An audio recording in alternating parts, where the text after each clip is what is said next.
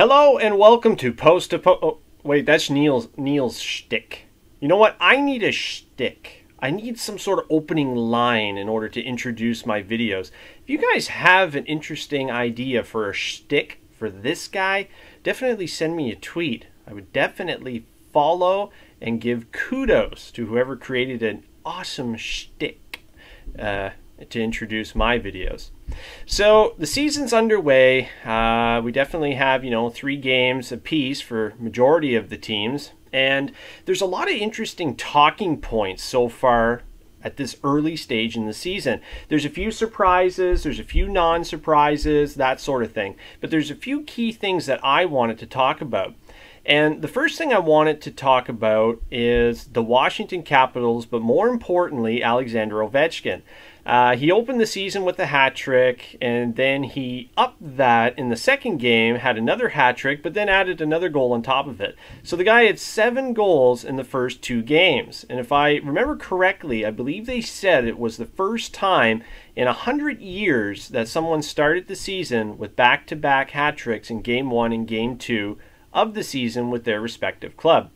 So I've said it before, I'll say it again, Alexander Ovechkin is the best goal scorer of this generation. You can't argue with that.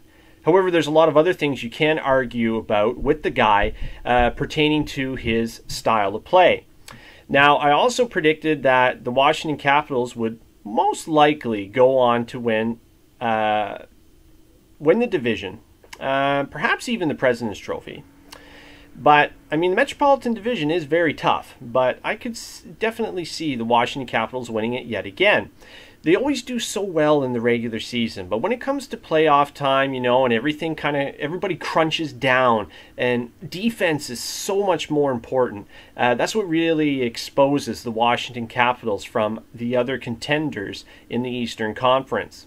Now, I've ranted on Ovechkin in the past. I've given him compliments, but I've definitely shed a lot of negativity on the guy.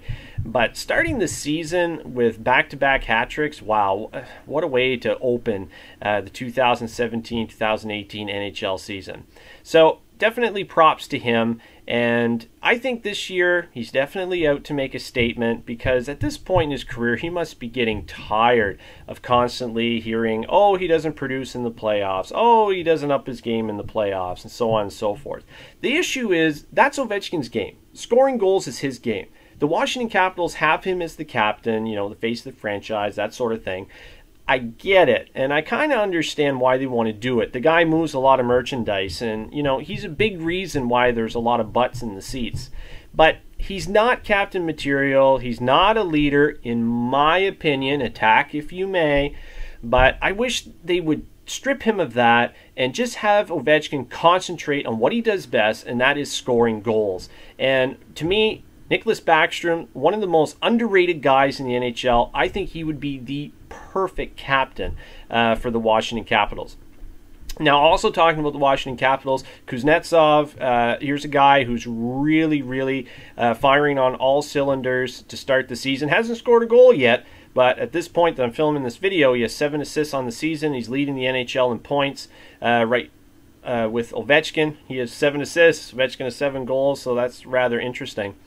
So another interesting topic is the Las Vegas franchise that just started this year.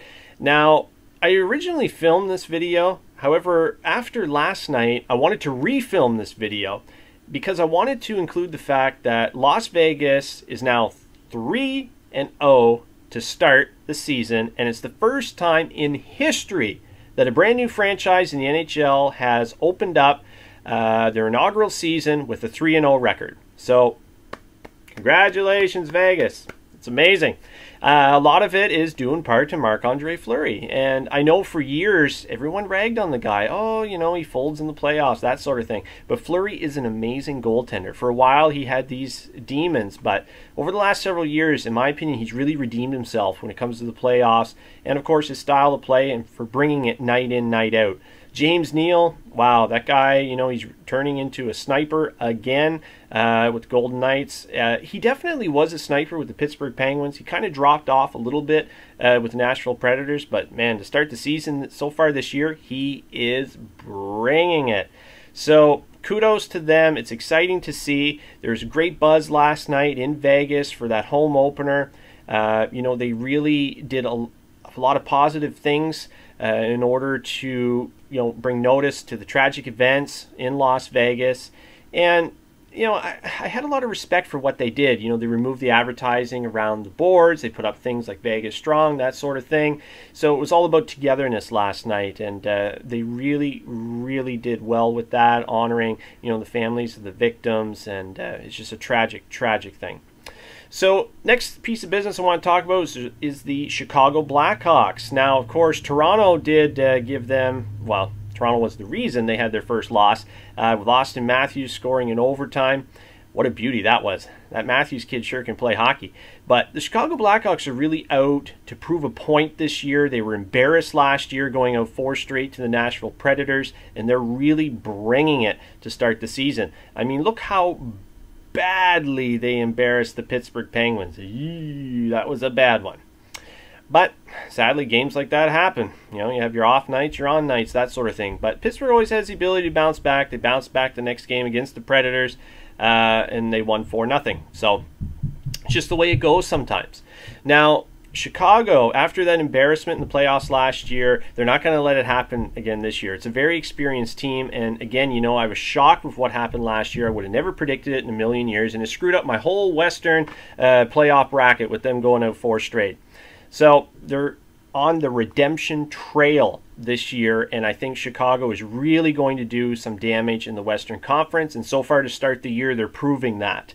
If that continues, remain to be seen, but if you ask me, that will continue. Another interesting topic, and I hung the jersey up right here, is the Montreal Canadiens. Montreal Canadiens, boy, it's kind of the same demon that's haunting them year after year, and that's their inability to score goals. So what did they do? They went out and acquired Jonathan Drouin. They thought, okay, well, this kid will definitely help us with goal scoring. But the issue with Montreal is not one player, should only do one finger, not one player is going to answer their goal scoring issues. The issue goes beyond one player, and it's the fact they don't have a lot of goal scoring depth in their club. You know, outside of Drouin, Pacioretty, I guess you could put Gallagher in there as well. Yeah, I love Gallagher. Can't say enough good things about him. But Drouin had a lot better supporting cast when he played with Tampa opposed to the Montreal Canadiens. So with that said, I don't see Drouin being able to put up the same numbers or have, you know, the same goal scoring abilities as he did with Tampa Bay. Maybe that'll change, but in my opinion, I just don't see it happening. The Montreal Canadiens and their goal scoring, or should I say lack of goal scoring, just seems to continue year after year after year. And it's one of those things that the Montreal Canadiens fans just keep talking about. We can't score. We can't score. So Bergevin did go out. He did acquire somebody who he thought would help them in the goal scoring department. But in my opinion, it's still not enough. They still require more goal scoring depth. And we're seeing that in the first few games of the season. And I'm predicting that that's going to continue. And I even predicted that the Montreal Canadiens will not make the playoffs this year. So far, I'm looking good on the prediction. But week in, week out, that can change. Predictions are all for fun, guys. I'm not, you know, saying that my predictions are always going to be right, or your predictions are always going to be right, that sort of thing. That's the fun part about predictions, right? We don't know if we're right or wrong. But based on what I'm seeing so far, it's looking like their goal scoring problems are really going to hurt them again this year. You know, Carey Price can only bail you out so many times, but if you can't score goals, it's even hard for Price to bail you out if you can't get some high numbers on the score sheet.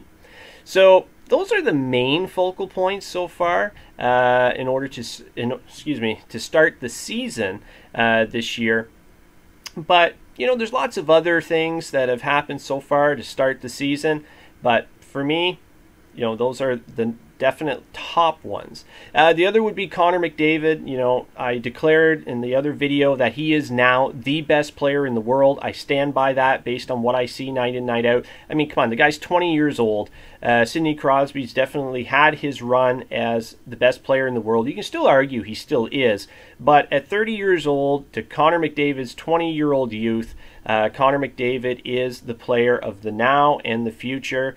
And he really showcases that on a nightly basis. I mean, he started the season 2 with a hat trick in that game against Calgary, I believe it was. And my goodness, one of those goals, I believe it was the second one. That was a thing of beauty when he just, you know, put the Jets on, went down the wing and scored.